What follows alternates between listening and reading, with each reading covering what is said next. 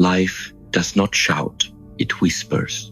When we speak of meeting a soulmate, we must understand that it rarely comes with fanfare. There is no spotlight on the moment. It is in the quiet unfolding of time that the most sacred introductions occur. In my years of practice, I have realized God does not force, He aligns. What you call coincidence is often divine choreography. The people who are meant for us are introduced gently, not with noise, but with resonance. You do not hear them arrive, you feel them settle.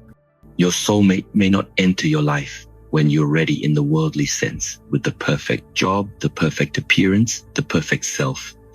They arrive when your spirit is aligned, when your energy is still enough to perceive them.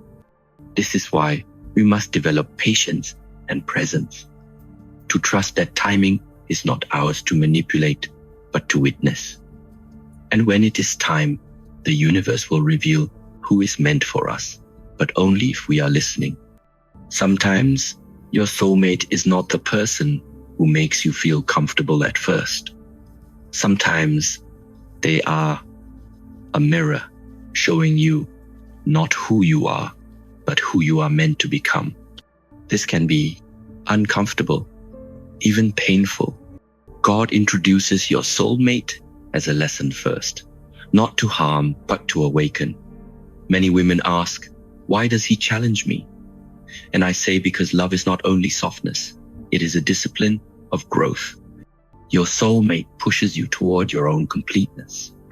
The divine introduction is often disguised as conflict, misunderstanding, or resistance. Why? Because it forces you to confront the very parts of yourself you have hidden. And in doing so, you are refined, polished, prepared to love in your highest form. You will know it is divine when, despite discomfort, there is peace. When the storms calm into clarity. When the soul recognizes the other, not by sight, but by stillness. Before you meet the right person, you must become the right person. This is an ancient principle. God will not give you what you are not yet ready to nurture.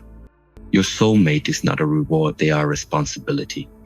Women often search outside themselves for the connection they crave, but true preparation begins within. Who are you when no one is watching? What are you cultivating in the silence of your own soul? Your soulmate is introduced not when you seek them, but when you embody your truth. When your actions are rooted in values. When your words come from integrity, and when your life reflects clarity. The universe speaks to vibration. When your energy is in alignment with love, you attract not only a person, you attract a partnership. And this is how the divine sets it in motion.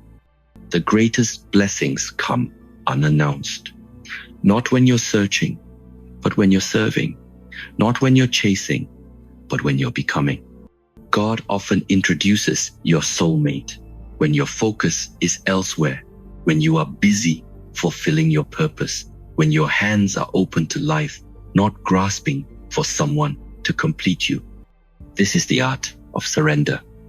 You do not sit idle. You move forward with faith. You refine yourself.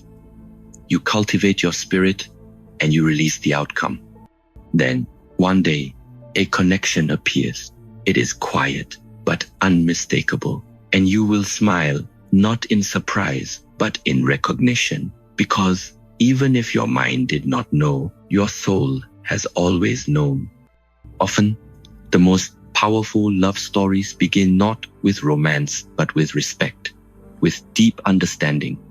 Your soulmate may enter your life wearing the name friend. This is not to confuse you, but to prepare you. Friendship allows the soul to be seen without expectation. It is in friendship that masks fall away and honesty blooms.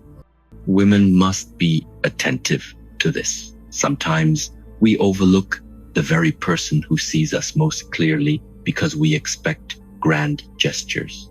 But the divine often works in simplicity. In friendship, you grow together. You see each other in truth. And from that fertile soil, love grows, not hurried, not forced, but rooted and lasting. A shared mission binds souls. When two people are drawn to the same path, the same values, the same vision, it is not by accident. God introduces your soulmate through alignment of purpose. You are both walking towards something greater, and in that walk, you meet. This is why it is essential to pursue your calling, to be engaged in something meaningful, because when you serve your highest calling, you will naturally meet others who are serving theirs. And in that space of mutual devotion, a bond forms, not from need, but from synergy, a connection that feels not like completion, but like expansion. Before divine connections are revealed, there is often a period of solitude. This is not punishment. It is preparation. God clears distractions so you can reconnect with yourself. It is in this stillness that you learn to hear your own voice, to heal what is wounded, to release what is no longer true. Only then can you recognize what is meant to stay. Your soulmate often appears after a season of silence, because only when you are whole in your solitude can you merge with another without losing yourself. Use your solitude wisely. Let it be your forge. So when the time comes, you are not seeking love from lack, but sharing love from abundance. You may meet your soulmate, not in peace, but in pressure. Life may bring you both to the edge, where your character is tested and your essence revealed. In these moments, watch who shows up, who stands beside you, not because it's easy, but because it's right. This is often how the divine reveals what is real. Shared struggle builds unshakable connection. When two people suffer together, they grow together. And if they choose one another through that, they are not bound by fantasy, but by truth. So do not dismiss those who walk with you through hardship. They may be the ones who were sent not just to comfort you, but to complete the lesson you both came here to learn. Love, in its highest form, is service. It is not about what you receive, but what you give. And the divine introduction to your soulmate often occurs when your heart opens in selfless giving. Many are waiting to be loved. Few are preparing to love. When your focus shifts from what can I get to how can I give, something profound happens. You become ready, not just for a partner, but for sacred partnership. This is why soulmates arrive when you stop demanding from life and begin contributing to it. You serve your family, your purpose, your growth. And in that current of offering, you draw someone who speaks the same silent language of the soul. A true connection is not built on needs alone. It is forged in mutual willingness to serve each other's spirit. God aligns you with someone not for comfort, but for contribution. And the one you are meant for will recognize your offering and match it. There are moments in life that seem random. You miss your train. You attend a gathering you didn't plan to. You decide to take a new route home.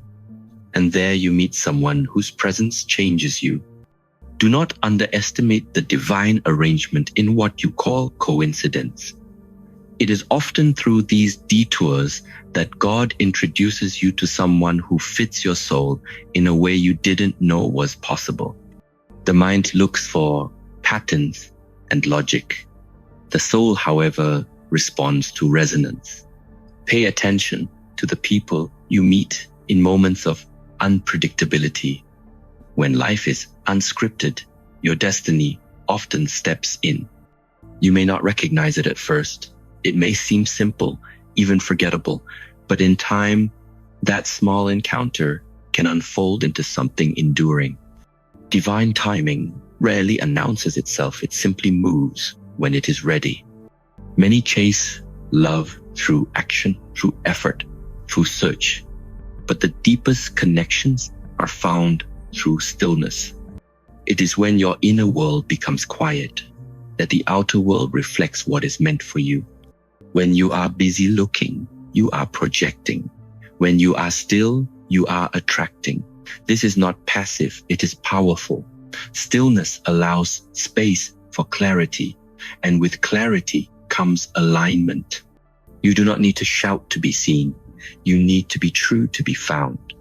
The more you settle into your essence, the more obvious it becomes who belongs in your life and who does not. The divine speaks not in noise, but in silence. When your heart is calm, when your mind is clear, when your energy is balanced, you are ready. And then, without forcing, what is yours will arrive. Often, your soulmate cannot enter until you release the one who is holding space in your life but not in your soul. It is a test, a lesson to choose truth over comfort. Many hold on to relationships out of fear, habit, or illusion. But the divine does not bless what is built on falsehood. You must be willing to walk away from what is not aligned to receive what is destined. Letting go is not loss, it is liberation. You are creating space. You are affirming your worth. You are declaring, I am ready for what is true. And in that moment of courageous release, God moves. He brings forth the person you could not see before because you were too full of someone who was never meant to stay. You do not meet your soulmate in a moment of perfection. You meet them in a season of growth. Both of you are becoming, both of you are learning, and that journey is what makes it sacred. Perfection is a myth. Growth is the truth. When two people are willing to evolve together with patience, compassion, and discipline, they build something unbreakable. The divine often introduces your soulmate not as someone who completes you, but someone who walks beside you in the pursuit of completion. It is a partnership of purpose, not perfection. Do not look for the flawless. Look for the committed, the one who sees your flaws and chooses you anyway, the one who grows beside you and sometimes because of you. Gratitude is a magnet. When you live in appreciation for your life, your lessons, your path you raise, your vibration, and in that elevated state, you draw blessings to you, including love. Many people chase love from a place of lack, but when your heart is full, you become magnetic. You are no longer chasing, you are attracting. You are not begging, you are aligning. God introduces your soulmate in moments when your heart is thankful, not just for the future, but for the present. You are content, yet open, at peace, yet welcoming. This is the paradox of spiritual love. You receive what you no longer cling to. You are introduced to the one you've been waiting for when you finally stop waiting and start living. Your soulmate will not always be someone others understand. They may not fit the image you were told to desire, but your spirit will recognize them. Do not seek the approval of the world in your most sacred connection. God introduces you to someone who aligns with your soul, not with society's expectations. Sometimes the person sent for you breaks the mold. They challenge traditions. They transcend appearances, but they speak directly to your being. And that is where real connection lives. Trust your spirit. It knows the way. When the alignment is divine, you will not need validation. You will know, not because they complete you, but because they reflect the completeness you've cultivated within.